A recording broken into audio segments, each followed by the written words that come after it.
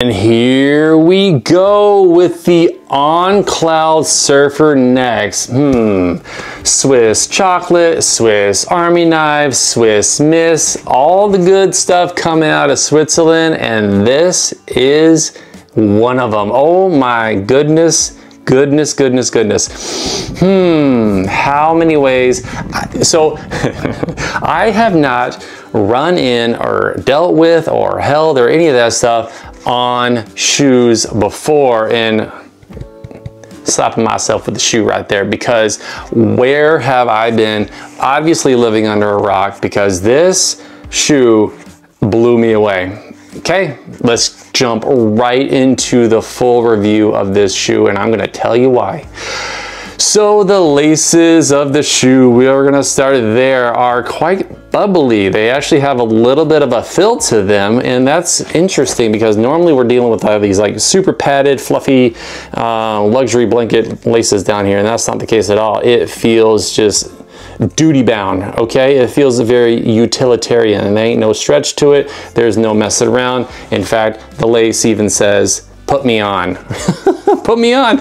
Oh man, moving into the upper, we have these cool looking, well, they're not really eyelets at all, are they? They're just bands of really nice and durable string. It's like a monofilament, like a really durable, not stretchy at all material that really did an amazing job when cinching up and lacing up the shoe, which we can talk about the fit here in a second. It worked really well with the tongue here, and it works really well along the top of the upper, and the upper actually doesn't have any fancy gizmos attaching to the eyelets like some of the other shoes do. It just is all down to business, and it goes right here with the upper. And then moving into the actual material, it does work with some of this inlay that's kind of going on here, but it's a very, very minimal inlay that works with the upper, and it works this way down into the midsole of the shoe, and that when you really cinch it down and apply that runner's loop here, which I did, this shoe goes from four-wheel low to all the way up to Ferrari fast, man. It just is such a day and night difference, and I was not expecting this from this shoe. Being a plateless everyday trainer, oh my gosh, man, my head is still spinning like the teacups down at Disney World. Come on down to the comments, here we go. Oh man, and then looking at the tongue of the shoe, it is thicker than you know, some of the other shoes that we've been dealing with. It almost is really as thick as like the More V5 behind me here. It's got a lot of ventilation, but it doesn't feel super duper thick on top of the foot. It does not migrate one bit at all. It's got almost like a flare where it's wider at the top and more narrow at the bottom here.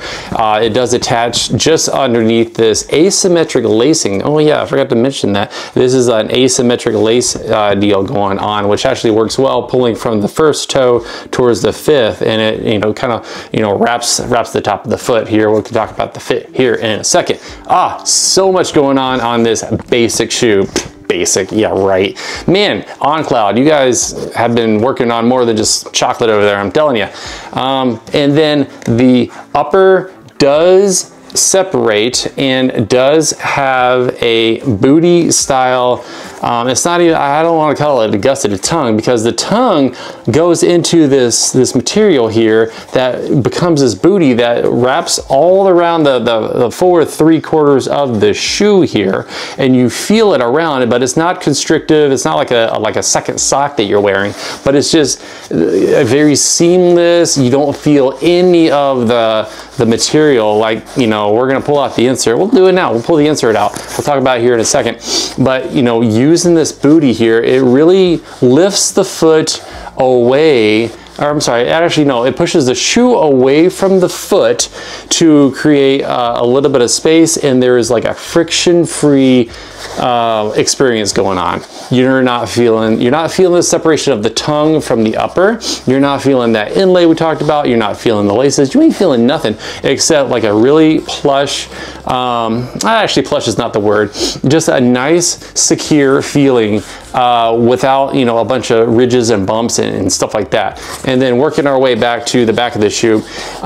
Some of these shoes, they have like a definitive beginning and end of where the heel, you know, pocket, the heel collar and all this material in the heel starts, and then the rest of the shoe begins. That is not really the case here. Like I can feel the seam and whatnot, but you know, that booty again is just working its way over that seam, and so it's adding protection and is keeping that feeling away from the foot and going into a very nicely padded heel collar and just wrapping around the heel.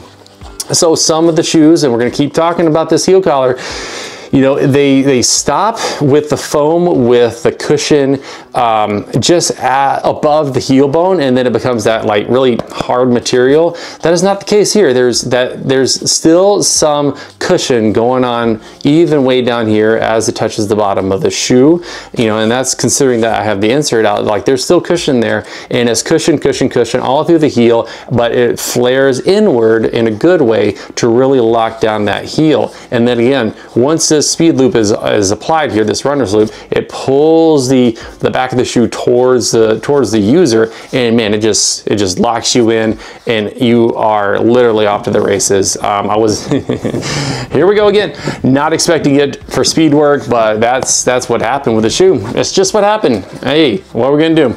We're gonna love it. That's what we're gonna do. All right, so we got an insert here that I was all gussing about the other day, man, but here it is again. Nice, fluffy, cushy, not overly squishy or plushy, like insert, in that it is just really well built. I do enjoy a good insert, but my expectations are not always going to be super high for factory inserts, because, well, you know, some inserts are just designed to be taken out and then you put your own insert or some aftermarket deal in.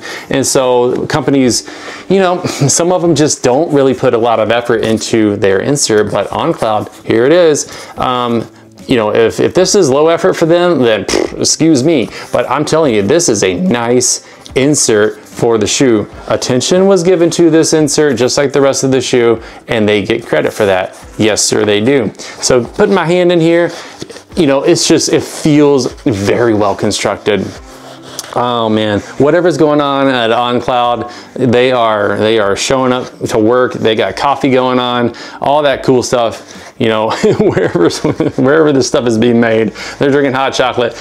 But where the fifth toe meets and where the first toe is over here, there's actually a little bit of raise of the midsole that kind of captures that momentum, that motion, you know, so that the toe is not allowed to migrate off to the side. Either way, like it really kind of worked to bring in the foot and make it a continuous, segment-free, seamless experience. So amazing job, On Cloud. This right here, this is it, I'm telling you.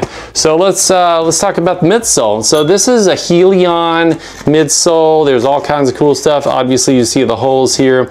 So my experience, like from a distance, because like I said, I've never really, you know, but I've heard of these folks, just the up and down columns, they just didn't look like fast or anything. And you know, I'm sure, you know, I just had this like negative opinion about it. I don't know why, but here we are, and now they're slanted forward, and I'm just down here being blown away. I'm getting schooled by the Swiss down here with this midsole, but it feels springy. It feels peppy. I remember taking my first step on the run, checking this thing out. We did a couple runs in this thing, and each time it's like, whoa, unexpectedly like bouncy and propulsive. And I'm looking down, man, and I'm running really some super fast times and giving not a ton of effort. I don't know what's going on. There's just something beautiful happening in this midsole. My understanding is it's a little bit more firm than the original Cloudsurfer. This is the Cloudsurfer Next. So I don't have the original Cloudsurfer, so I can't speak to that, but that's just what I saw in my research. So we got the cool durometer here. We're actually going to test the midsole hardness, squishness, whatever you want to call it. And we'll start here. We'll start at the midfoot. And there it is, 25. Oh, so you can see it maybe, I don't know. Nope, just kidding. It's 26. So considering, let's just show you for demonstration purposes. This is on the back of the shoe. It's super duper hard, and there it is, 71. So the lower the number, the squishier the material is. Okay, all right. And so next we have the CloudTech Phase, which it works on the top of this Helion material here, and it kind of does this slanting business down towards the front of the shoe, and it ends just behind the toes here. Actually, no, just underneath the toes, I'd say. So the CloudTech Phase is 17.5, and an area away from the CloudTech Phase is 27. So the CloudTech Phase softer, and then the Helion, oh, in the back it's a little bit harder, is 34 back here. Helion in the forefoot is 44. Anyways, so those are just some numbers, but it tells you that there are two different compounds going on as far as squishness goes. Squishness, there it is again. Even though it says it's a really hard compound, I feel like the geometry of this, it reminds me of those trampolines that you see that don't have the springs, but it has those plastic slopes, if you will. It looks a lot like this, and you'll notice that they're not all the same angle, that there's a little bit of a difference in the midfoot here. So I am very sure that they have considered each and every one of these angles as far as the midsole goes to give the ideal experience that I felt when running with the shoe.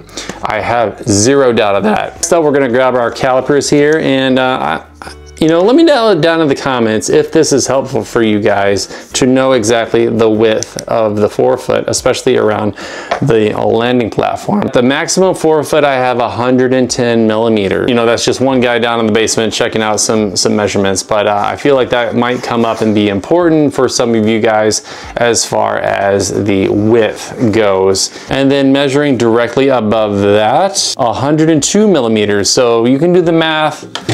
You can do the math and then figure out what that slope is, but obviously just looking at it, it does, you know, flare out on both sides, which I definitely enjoy, especially being a supinating forefoot or midfoot striker here, where I come down hard on this part. I did feel very stable and balanced, and there wasn't a ton of rocking and rolling and unsafe stability issues going on with this shoe.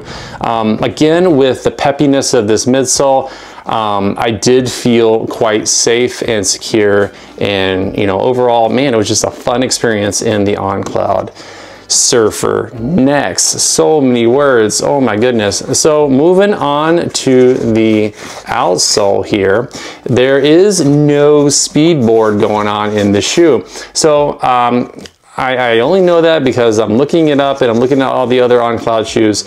I don't have any experience with the speed board, so I can't really speak for it, but it doesn't exist in this shoe. There's no plate, there's nothing going on.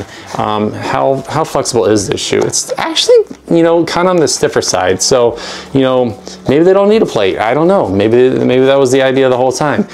It does save on weight. In fact, let's measure the weight right now. Men's size 11 is a 10.3 ounces. And the stack height, it is 37 in the heel and 31 in the forefoot for a 6 millimeter drop. All right, that is a middle of the road sweet spot for me drop, and we can talk about drops later on in a separate video, but that's what's going on in the Cloudsurfer Next. So moving on to the outsole. The outsole, you know, is fairly grippy, and you know, this is actually exposed midsole. This is not rubber. The placement of the outsole, I feel, was quite intentional, and it, you know, sheds unnecessary weight. I'm getting that impression with this shoe that they really considered and stepped up the game. Surfer Next, Surfer Next, Surfer Next. This shoe is awesome! For the On Running Cloudsurfer Next. All right, so the link for this shoe will be in the description. Who is this for? This can be an everyday trainer. This can be for speed work. I don't know if I'd use it for racing. There are better options for that, and I don't know if I would use this for a super duper long run. I think that there are better options for that. I think this is a nice in the middle of the road, want to pick up the pace every now and again, do some fartlek training type shoe. Would I buy it again? Yes, I would. I would buy this shoe again. The price is there on your screen. It will change as the shoe gets a little bit older. The links again will be for affiliates, meaning if you were to use those links, I would get a small commission. I use a couple of different affiliates, and the idea there is to give you guys variety. And you know, if one place is out of stock, then maybe the other place has it. You know, I'm a buyer of shoes just like you guys, and you guys using those links, I really appreciate it because it supports the channel and it encourages me to keep doing what we're doing. Please like the video, subscribe to the channel, follow along for more for family and coffee and running shoes like these. All right, everybody, that is it for the On Cloudsurfer Next. Go ahead and like the video if it brought you value. I would really appreciate that, and feel free to subscribe to follow along for more. This right here, if y'all Swiss keep making this stuff up, man, we're gonna just keep sipping the Swiss Miss hot chocolate down here. All right, thank you guys. I appreciate you. Have a wonderful night. See you in the next one.